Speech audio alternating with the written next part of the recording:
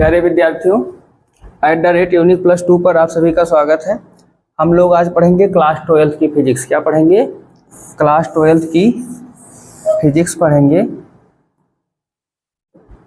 और आज जो हमारा चैप्टर होगा, चैप्टर नंबर 6 होगा। इसका पार्ट 1 यानी कि हाफ पार्ट को हम लोग आज वाली क्लास में फिनिश करने की कोशिश करेंगे। ये जो हमारी क्लास है, इस चैप्टर का क्या नाम है? किरचॉफ लॉ, किरचॉफ के नियम एंड इलेक्ट्रिक सर्किट, वैद्युत परिपथ।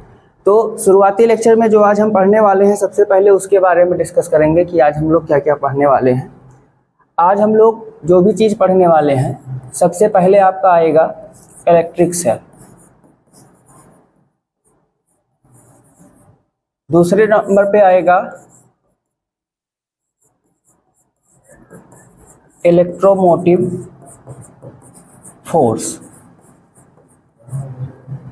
थर्ड नंबर पे आएगा आपका टर्मिनल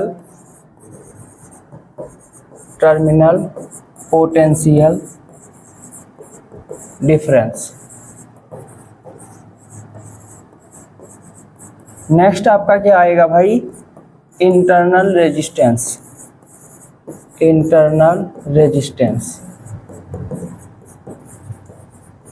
इसके बाद में हम लोग सीखेंगे नेक्स्ट नंबर पे ई बी स्मॉल आर में रिलेशन। इन सब में रिलेशन सीखेंगे। उसके बाद में अगर समय रहेगा तो हम लोग क्या करेंगे? कॉम्बिनेशन ऑफ सेल्स भी पढ़ेंगे। ठीक है, हिंदी में जान लेते हैं हम लोग आज क्या क्या पढ़ने वाले हैं। इलेक्ट्रिक सेल मीन्स वैद्युत सेल पढ़ने वाले हैं। इलेक्ट्रोमोटिव फोर्स, इसको शॉर्टकट में EMF कहा जाएगा। इसको हिंदी में क्या कहते हैं? विद्युत वाहक बल कहते हैं। विद्युत वाहक बल कहते हैं। नेक्स्ट लिखा हुआ है टर्मिनल पोटेंशियल डिफरेंस। इसको क्या कहते हैं? टर्मिनल विभवांतर कहते हैं। क्या कहते हैं? टर्मिनल विभवांतर कहते हैं। इंटरनल रेजिस्टेंस, इसको हिंदी में आंतरिक प्रतिरोध कहते हैं।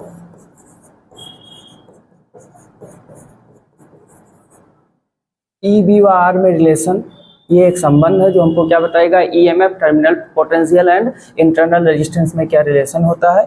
कॉम्बिनेशन ऑफ सेल में हम लोग पढ़ेंगे सेलों का संयोजन।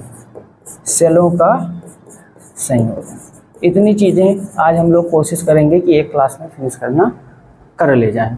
तो शुरुआत करेंगे कहाँ से? इलेक्ट्रिक सेल से। कहाँ से शुरुआत करेंगे? इलेक्ट्रिक सेल से शुरुआत करेंगे।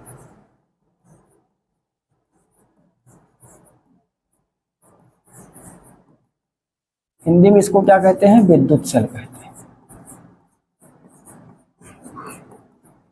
आप लोगों ने देखा भी होगा, सुना भी होगा।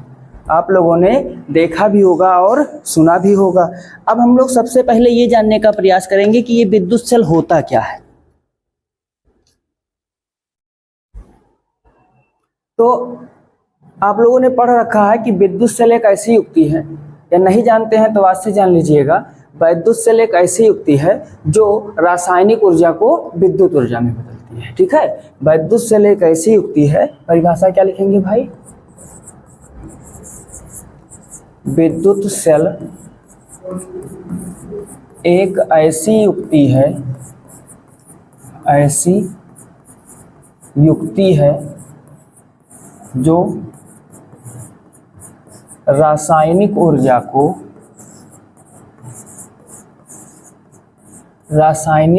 ऊर्जा को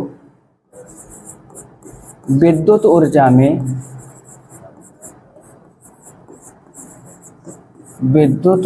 में परिवर्तित करके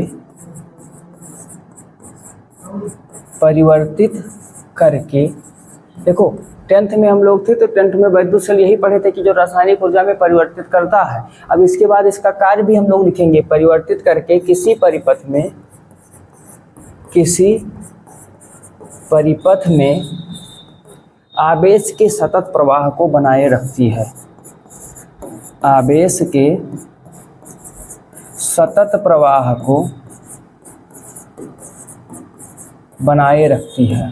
ठीक,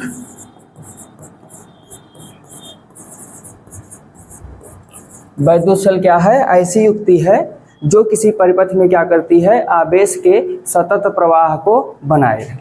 ठीक, तो ये हो गया हमारा वैद्युत सेल, ये क्या हो गया, वैद्युत सेल हो गया। अब वैद्युत सेल में होता क्या है, तो एक्चुअल में होता क्या है कि ये जो हमारा सेल होता है, जो हमारा क्या होता है, सेल होता है, इसमें दो प्लेटें होती हैं। क्या होती हैं, दो प्लेटें होती हैं, पॉजिटिव प्लेट होती है, नेगेटिव प्लेट होती है। और ये दोनों प्लेटें क्या होती हैं, इलेक्ट्रोलाइट में डिप रहती हैं। इलेक्ट्रोलाइट में क्या कहती हैं, डूबी हुई रहती हैं या डिप रहती हैं। ठीक है, तो ध्यान से हम लोग देखेंगे क्या कि विद्युत सेल में दो इलेक्ट्रोड होते हैं, दो इलेक्ट्रोड होते हैं जो किसी द्रव, ब्रैकेट में क्या लिख लेंगे, वैद्युत अपघट्य पदार्थ, वैद्युत अपघट्य पदार्थ, जिसको अंग्रेजी में इलेक्ट्रोलाइट सब्सटेंस कहा जाता है, पदार्थ में डूबे रहते हैं। ये आपका हो गया सेल। अब इसमें एक पॉजिटिव होगा, एक क्या होगा, निगेटिव होगा। तो जब एक पॉजिटिव और एक निगेटिव होगा तो एक को कहा जाएगा कैथोड, एक को क्या कहा जाएगा, कैथोड, और एक को क्या कहा जाएगा, एनोड कहा जाएगा। एक को क्या कहा जाएगा, एनोड कहा जाएगा।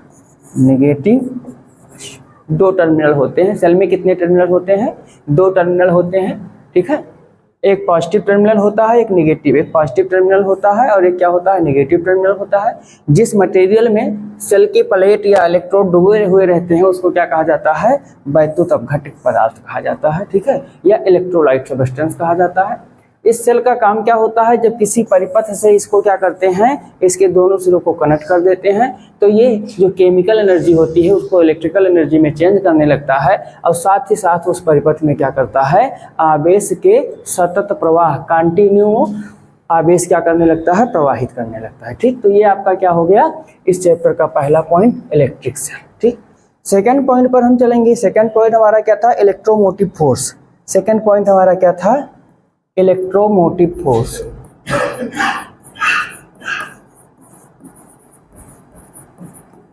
इलेक्ट्रोमोटिव फोर्स, जिसको क्या कहा जाएगा भाई, ईएमएफ। हमको अगर कहीं लिखना होगा तो हम लोग क्या लिखेंगे, ईएमएफ लिखेंगे। हिंदी में इसको क्या कहते हैं, विद्युत वाहक बल। क्या कहते हैं, विद्युत वाहक बल। सबसे पहले हम लोग डिफिनीशन जानेंगे। सबसे पहले क्या जानेंगे, डिफिनीशन जानेंगे। अब डिफिनीशन जानने के लिए, जैसे मान लीजिए हमारे पास ये कोई सेल है, मान लीजिए कि हमारे पास ये कोई सेल है। इस सेल से हमने क्या किया, कोई तार जोड़ दिया। अब जब इसमें धारा प्रवाहित होगी तो होगा क्या, कोई आवेश प्रवाहित होगा। अब मान लीजिए वो आवेश क्या है, Q। तो इस आवेश को सेल सहित पूरे परिपथ में प्रवाहित करने के लिए, पूरे परिपथ में क्या करने के लिए, प्रवाहित करने के लिए सेल द्वारा दी गई जो ऊर्जा होगी और इस आवेश की मात्रा का जो अनुपात होगा उसी को हम लोग क्या कहेंगे, सेल का ईएमएफ कहेंगे या इलेक्ट्रोमोटिव फोर्स कहेंगे। ठीक है, समझ में आया कि नहीं समझ में आया। किसी आवेश को, अब यहाँ हम सबसे जब डिफिनीशन बोलेंगे तो डिफिनीशन में हम लोग क्या ले लेंगे कि एकांक आवेश को, किसको, एकांक आवेश को, यानी कि यूनिट चार्ज को, यूनिट चार्ज को, ठीक है, सेल सहित पूरे परिपथ में प्रवाहित करने के लिए सेल द्वारा दी गई ऊर्जा या सेल द्वारा किया गया कार्य क्या कहलाएगा, सेल का ईएमएफ कहलाएगा। सेल का क्या कहलाएगा, ईएमएफ कहलाएगा। ठीक है, तो चलते हैं भाई, परिभाषा लिख लेते हैं। अब परिभाषा हमको लिखना है, क्या लिखेंगे, एकांक आवेश को, एकांक आवेश को सेल सहित पूरे परिपथ में, सेल सहित पूरे परिपथ में प्रवाहित करने के लिए, प्रवाहित करने के लिए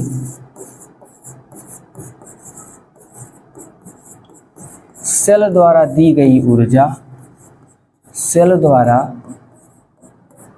दी गई ऊर्जा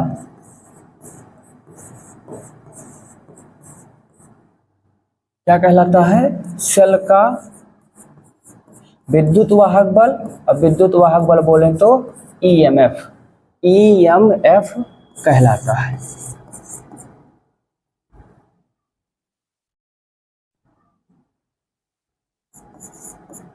कहलाता है।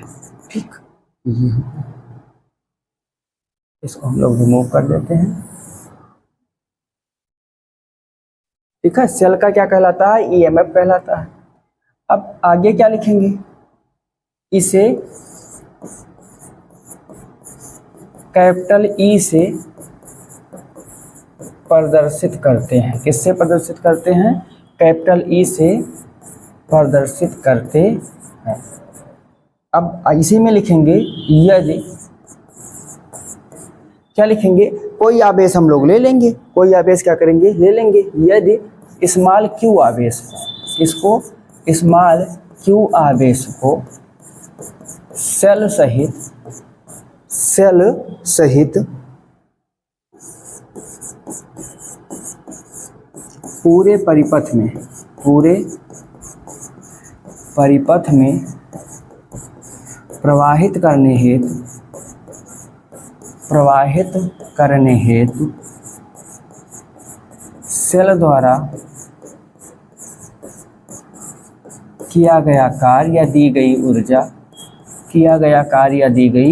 ऊर्जा W हो तो क्या हो? W हो तो हमारा E क्या हो जाएगा भाई? E हो जाएगा W/Q। W/Q हो जाएगा जूल प्रति कूलाम, और जूल प्रति कूलाम को हम लोग वोल्ट कहते हैं। जूल प्रति कूलाम को हम लोग क्या कहते हैं? वोल्ट। यानी कि जो हमारा ईएमएफ होता है ये पोटेंशियल के ही समतुल्य होता है। इसका जो मात्रक होता है ये भी पोटेंशियल के मात्रक के समतुल्य होता है। इसकी जो बीमा होगी वो भी क्या हो जाएगी? पोटेंशियल के समतुल्य। एक छोटा सा फिगर इसमें आप लोग ड्रा कर लेंगे। क्या ड्रा करेंगे?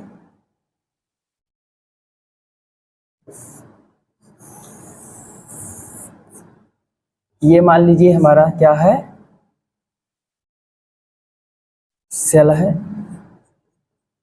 ये सेल का इंटरनल रेजिस्टेंस होगा और ये किसी परिपथ से हमने क्या किया? इसको ऐसे जोड़ दिया। इसका ईएमएफ है E, इंटरनल रेजिस्टेंस R, ये कैपिटल R है। ये ऐसे क्या करेगा? करंट फ्लो करेगा। मान लीजिए इस करंट फ्लो के दौरान ये स्मॉल क्यू चार्ज फ्लो कर रहा है, तो इसका इलेक्ट्रोमोटिव फोर्स क्या हो जाएगा? E = W/Q हो जाएगा। E = क्या हो जाएगा? W/Q हो जाएगा। ओके, अब ये हो गया वोल्ट। अब यदि एकांक आवेश यानी Q = 1 कूलाम हो, W = क्या हो? 1 जूल हो, तब क्या हो जाएगा भाई? इसके लिए देखते हैं। तो क्या देखेंगे इसमें हम लोग देखेंगे कि यदि Q = 1 कूलाम तथा W = 1 जूल हो तो इस कंडीशन में क्या हो जाएगा? इस कंडीशन में हो जाएगा क्या? E = हो जाएगा 1/1 यानी 1 वोल्ट हो जाएगा। 1 क्या हो जाएगा? वोल्ट हो जाएगा। अर्थात का मतलब क्या होगा भाई? अर्थात क्या हो जाएगा? यदि 1 कूलाम आवेश को सेल सहित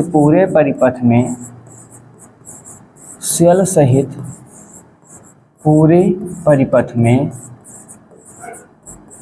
प्रवाहित करने के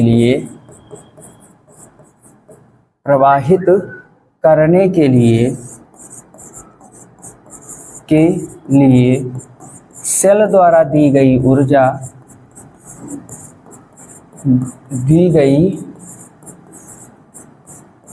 ऊर्जा 1 जूल हो तो 1 जूल हो तो, अब ये यहाँ जो इम्पोर्टेंट फैक्टर है उसको थोड़ा हाईलाइट करते हुए, सेल का ईएमएफ यानी विद्युत वाहक बल, सेल का विद्युत वाहक बल 1 वोल्ट होगा। कितना होगा? 1 वोल्ट होगा। पूरे परिपथ में प्रवाहित करने के लिए सेल द्वारा दी गई ऊर्जा क्या हो? 1 जूल हो तो सेल का ईएमएफ कितना हो जाएगा? 1 वोल्ट हो जाएगा। ओके, अब हम लोग चलेंगे अपने अगले हेडिंग की ओर। किसकी ओर चलेंगे? अगली हेडिंग की ओर चलेंगे। एक चीज और ध्यान दीजिएगा भाई, ये हमारा सेल है, ये प्लेट है पॉजिटिव, ये है नेगेटिव, इससे हमने कोई परिपथ जोड़ दिया। तो कभी कभी क्वेश्चन ये आ जाता है कंफ्यूजन क्रिएट करने वाला कि सेल में धारा कैसे, जैसे एक्चुअल में परिपथ में क्या होता है, पॉजिटिव से नेगेटिव की ओर परिपथ में किधर धारा बहती है? पॉजिटिव से नेगेटिव की ओर धारा बहती है ऐसे। लेकिन ये जो सेल हमारा होगा, इसके भीतर अगर हम बात करें तो इसके भीतर जो धारा का प्रवाह होगा, इसके भीतर धारा का प्रवाह किधर होगा? नेगेटिव से पॉजिटिव की ओर। किधर होगा? नेगेटिव से पॉजिटिव की ओर होगा। इसके भीतर किस ओर होगा? नेगेटिव से पॉजिटिव की ओर होगा। ओके, किस ओर होगा? नेगेटिव से पॉजिटिव की ओर होगा। ये ध्यान रखिएगा। सेल के बाहर, सेल के बाहर, बाहर का मतलब क्या हो गया? परिपथ। बाहर का मतलब क्या हो गया? परिपथ। परिपथ में क्या होगा? Positive to negative, positive to negative. और सेल के भीतर, तो सेल के भीतर जब हम बात करेंगे तो सेल के भीतर धारा कैसे प्रवाहित होगी? नेगेटिव टू पॉजिटिव होगी। ओके, ये हो गया हमारा। नेक्स्ट हम लोग क्या पढ़ेंगे भाई? नेक्स्ट जो हमारा पॉइंट था वो था टर्मिनल विभवांतर। नेक्स्ट पॉइंट क्या था? Terminal potential difference. Terminal potential difference. Hindi में इसको क्या कहेंगे भाई? हिंदी में इसको कहेंगे टर्मिनल विभवांतर। इसका कॉन्सेप्ट जानने के लिए सबसे ज़्यादा जरूरी है कि आप ईएमएफ का कॉन्सेप्ट जानें। किसका कॉन्सेप्ट जाने? ईएमएफ का कॉन्सेप्ट जाने। ध्यान दीजिएगा, ये हमारा है सेल, ये हमारा क्या है? सेल। तो सेल के दोनों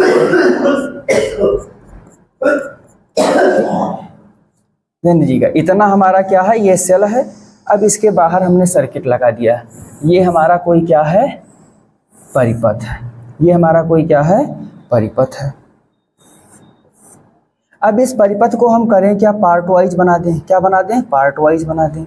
जैसे कि हमने यहाँ पे एक रेजिस्टेंस लगा दिया, यहाँ पे एक रेजिस्टेंस लगा दिया और यहाँ पर भी एक रेजिस्टेंस लगा दिया। ये हमारा सेल है, इसका ईएमएफ ही होगा इंटरनल रेजिस्टेंस। हमने R मान लिया, ये मान लीजिए R1 है, ये मान लीजिए R2 है, ये मान लीजिए क्या है? R3। अब हमको क्या करना हो भाई? बड़ा वाला सिरा पॉजिटिव होगा, छोटा वाला सिरा क्या होगा? नेगेटिव होगा। हमको करना क्या है भाई? हमको ये करना है कि जब हम पूरे परिपथ की बात करेंगे तब जो हमारा निकलेगा वो क्या? कि सेल द्वारा दी गई ऊर्जा या सेल द्वारा किया गया कार्य क्या हो जाएगा? ईएमएफ हो जाएगा। लेकिन अगर हम पर्टिकुलर, ध्यान दीजिएगा, पर्टिकुलर सिर्फ इसके लिए बात कर लें या इसके लिए बात कर लें या इसके लिए, यानी केवल इसके लिए बात करें या फिर केवल इसके लिए बात करें या फिर केवल इसके लिए बात करें, तो इनके जैसे मान लीजिए R1 में स्मॉल क्यू आवेश को या एकांक आवेश को केवल R1 में प्रवाहित करने के लिए सेल द्वारा दी गई जो ऊर्जा होगी वो क्या कहलाएगा? इसका टर्मिनल विभवांतर कहलाएगा। क्या कहलाएगा? टर्मिनल विभवांतर कहलाएगा। 1 2 3 है तो हम लोग भी 1 2 3 कर लेते हैं। डिफिनीशन क्या लिखेंगे? तो डिफिनीशन में आप आसानी से ये लिखिएगा कि एकांक आवेश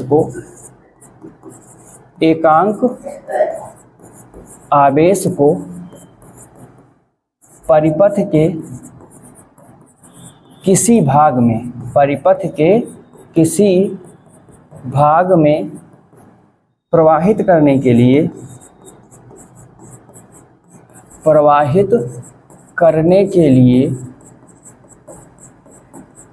सेल द्वारा दी गई ऊर्जा, सेल द्वारा दी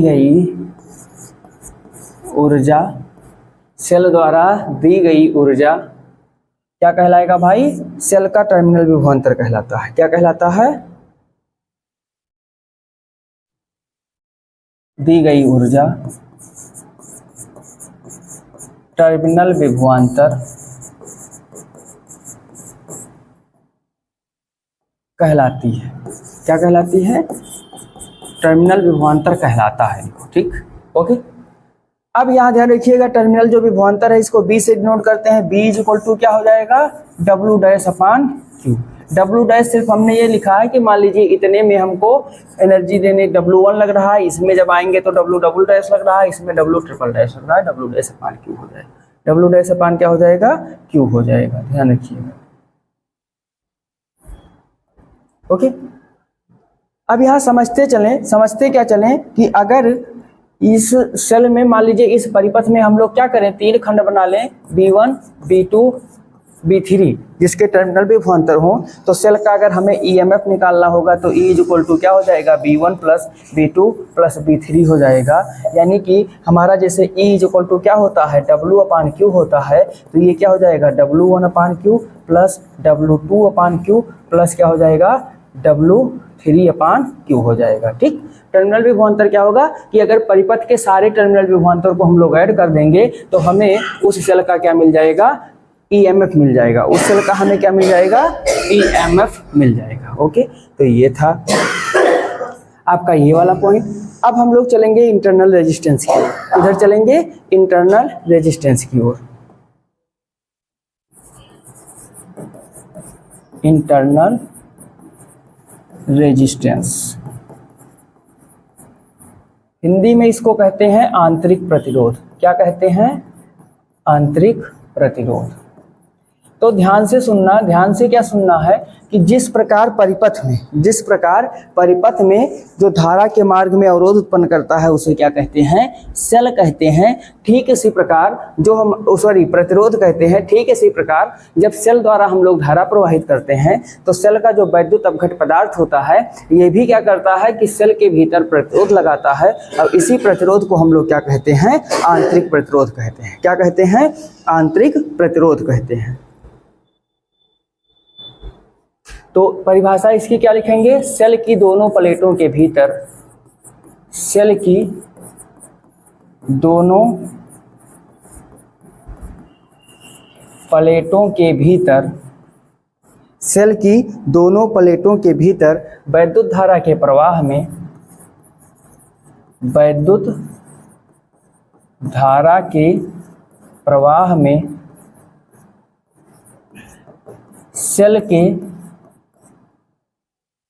सेल के वैद्युत अपघट्य पदार्थ द्वारा, वैद्युत अपघट्य पदार्थ द्वारा लगाए गए अवरोध को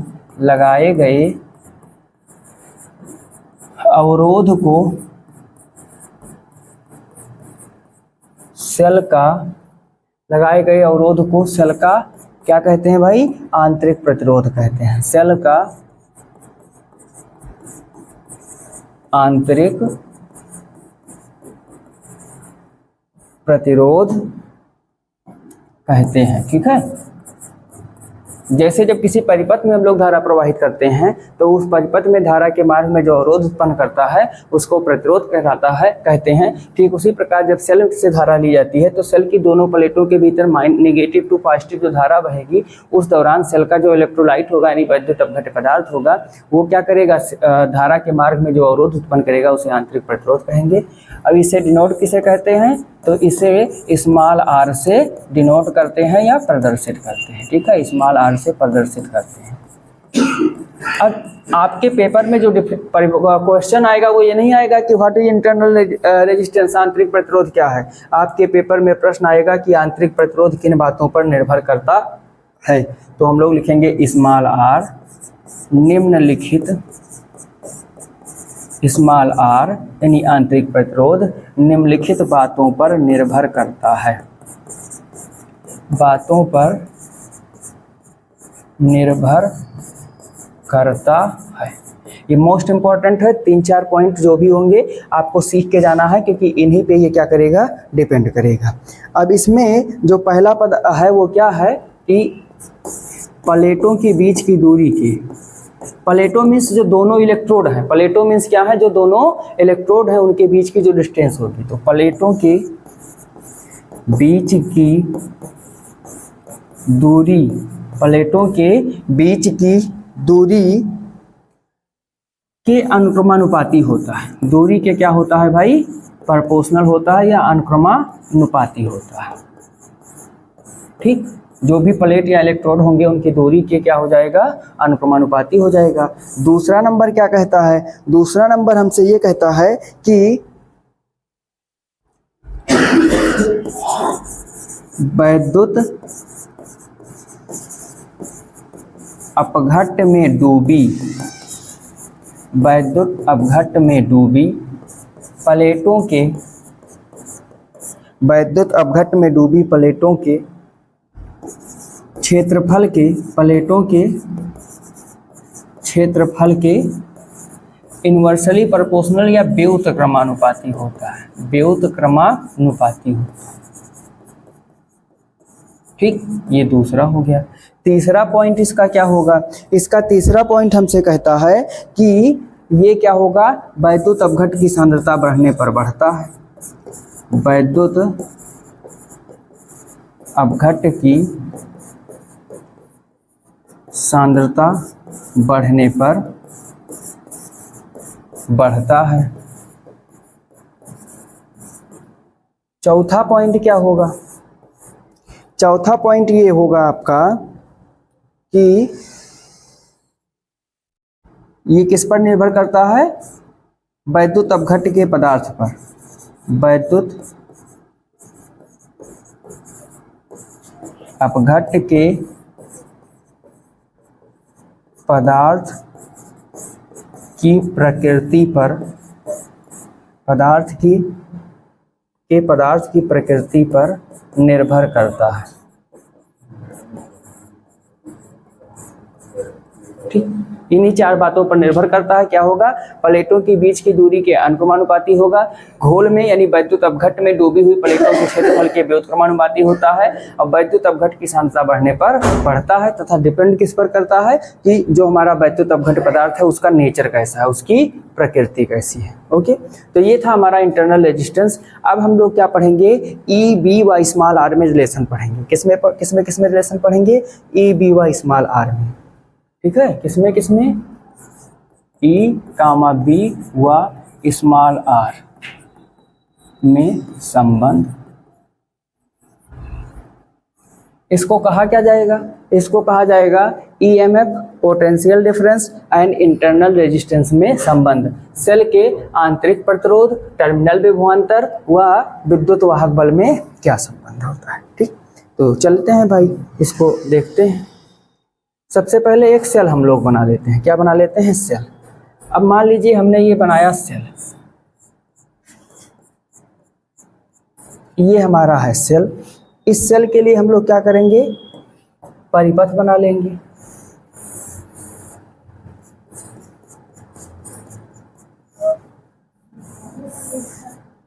इसका वोल्ट वो नापने के लिए पोटेंशियल हम लोगों ने एक वोल्टमीटर लगा दिया। क्या लगा दिया, वोल्टमीटर लगा दिया। यहाँ पे हमें धारा पता चल जाए कितनी धारा है, हमने एक एमीटर लगा दिया। यहाँ पर हम एक कुंजी लगा देंगे। क्या लगा देंगे, एक कुंजी लगा देंगे ऐसे। ठीक है, सर्किट में धारा प्रवाहित करने के लिए। ये मान लीजिए एक्सटर्नल जो रेजिस्टेंस है वो कैपिटल आर है। सेल का इलेक्ट्रोमोटिव फोर्स स्मॉल ई है। अब इंटरनल रेजिस्टेंस क्या है, स्मॉल आर है। ये ठीक है हमारा सेल। चलते हैं, थोड़ी सी लैंग्वेज लिखते हैं। क्या लिखेंगे कि माना कोई सेल, माना कोई सेल जिसका ईएमएफ कैपिटल ई व आंतरिक प्रतिरोध स्मॉल आर है। ठीक, ये इतना हम लोगों ने मान करके लिख लिया कि ये लिखा हुआ है, ये लिखा हुआ है। अब क्या करेंगे कि इसमें जो भी जोड़ा गया है उसको दर्शा देंगे। तो माना सेल के श्रेणी क्रम में, सेल के श्रेणी क्रम में एक पूंजी की व कैपिटल R प्रतिरोध का अमीटर ए लगा हुआ है। क्या लगा हुआ है?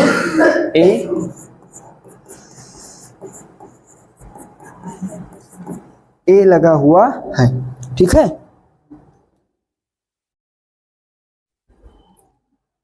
ठीक है, अमीटर ए लगा हुआ है।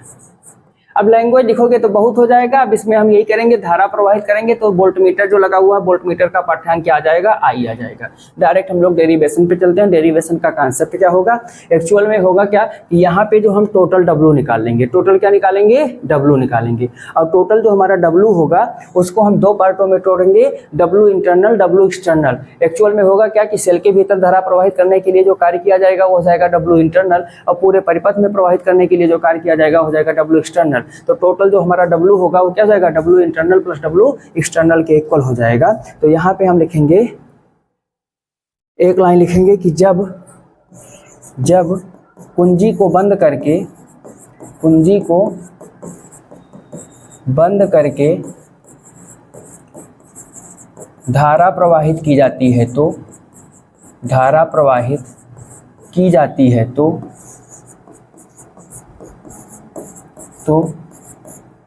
वोल्टमीटर का पाठ्यांक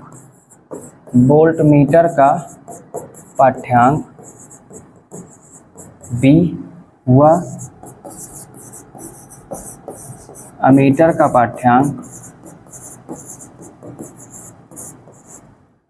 पाठ्यांक क्या हो जाएगा? आई हो जाता है।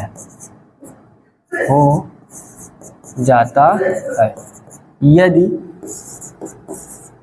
स्मॉल टी समय में स्मॉल क्यू आवेश प्रवाहित हो रहा हो तो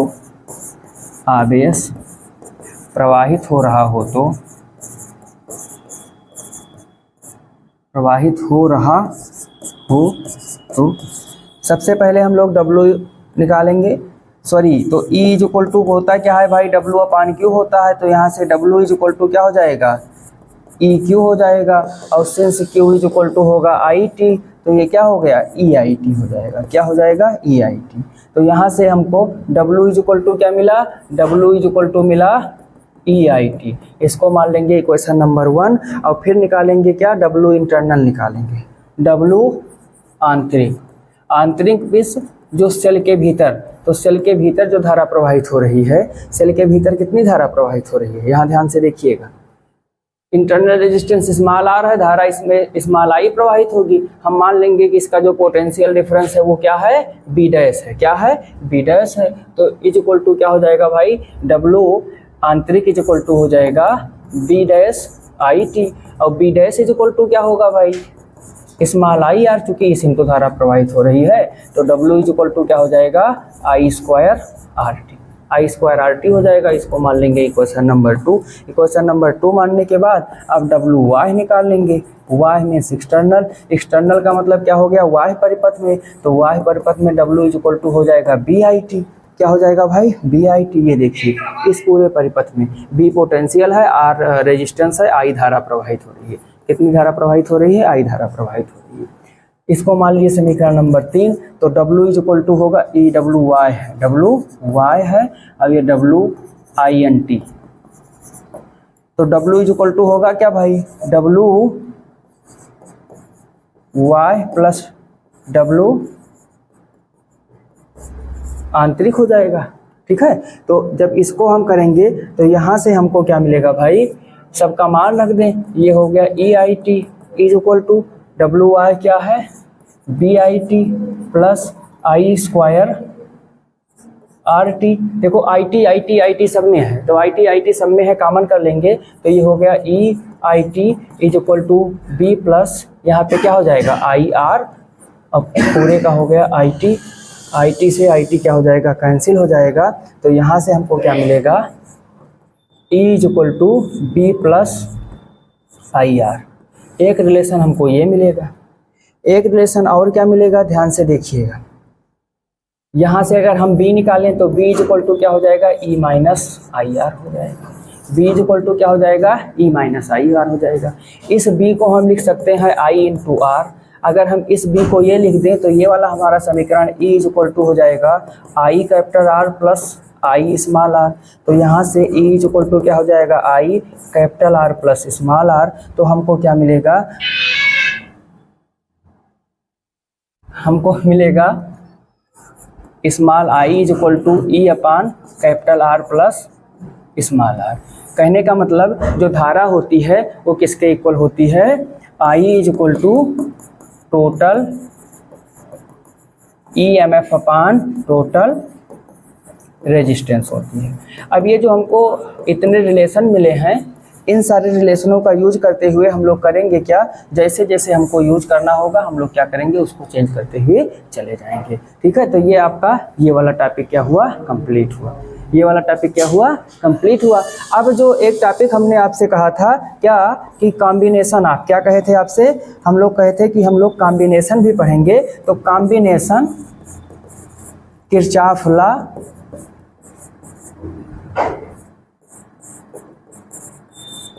और उसके बाद में इसी में एक है व्हीटस्टोन सेट। इसको हम लोग किस में पढ़ लेंगे, पार्ट 2 वाली क्लास में पढ़ेंगे। ठीक है, आज वाली क्लास में इतना ही, क्योंकि जो सेलों का कॉम्बिनेशन और किरचॉफ लॉ ये 3 पॉइंट छोड़ेंगे तो हमारी एक थ्योरी की क्लास और कंप्लीट हो जाएगी। ओके, और उसके बाद में फिर अगली क्लास में न्यूमेरिकल सॉल्व करेंगे।